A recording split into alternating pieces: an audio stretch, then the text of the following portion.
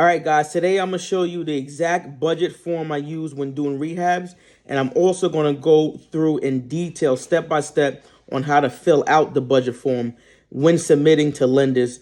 This is a very crucial part of the process when doing rehabs because you want to maximize the rehab budget that they approved already. And if you mess up on this form, it can mess up the budget that they approve and it can lower it by that crucial error. All right, guys, here is the exact budget I created that I use for every rehab project I do. And this is exactly what I submit to my lenders.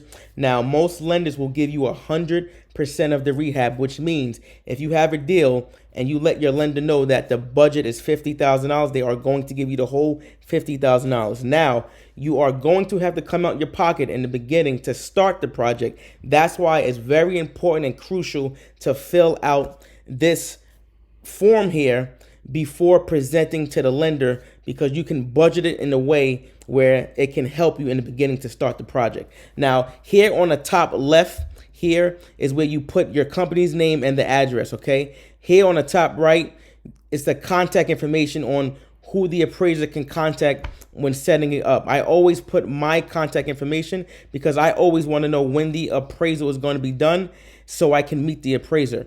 Here is where you put the contractor information, scope of work. This is where you can put, most of my rehabs are very cosmetic renovations. I like to put that there so the lender can see that. If I am doing an intense rehab, I put that there and let them know exactly what I'm doing. So sometimes I do add a bedroom or a bathroom to increase the value. I put that there. Square footage. You put the square footage and the bed and bathroom count here on when you're starting, and then when you're finishing the project, you put the same thing, the square foot, bed, and bathroom count there. You're probably asking why I do that, because some projects you may start off at 1,000 square feet, 2-bedroom, 1 bath, but you may add a bathroom and add a bedroom, which increases the square footage and it also increases the bed and bathroom count. Here, this section here is the soft cost. That's like if you're doing a project and you need permits, you have to put that cost there. Just so you know, I like to overestimate the price when a contractor gives me a price. So for permits, if the contractor says $1,000 for the permits, I'll put $1,500 just to protect myself, so I'm not coming out of pocket and everything is in this budget. Hard costs. This is the most important part. This is where you get enough money to start your project, okay? Interior and exterior demo, okay? Like I said, you always want to overestimate this portion to help you start the project, okay? This is here where you put landscaping and decks if you're doing that on projects. I very rarely do that on my rehabs, but this is where you put it. Exterior. Now, this is where you put all your exterior costs there. I like to put a roof on every single rehab I do. This is a great selling point when you are reselling your property to a buyer. Buyers always love to see or hear a new roof, because that is the most expensive expense on a property. And if that is brand new, that makes the buyer happy. But you put all your exterior expenses in this section. System expenses such as HVAC, water heater, or electrical rough and plumbing rough, you put that in the section here. The interior, this is where you put, your interior paint, all the interior expenses such as drywall, patch and mud, paint, carpentry, doors, and things like that. You put that all here. You also on the right here, you can put in notes, for each item. So say for instance, we go back to the exterior, we go to roof. Let's say the roof is $10,000. I'm gonna put $10,000 there, okay?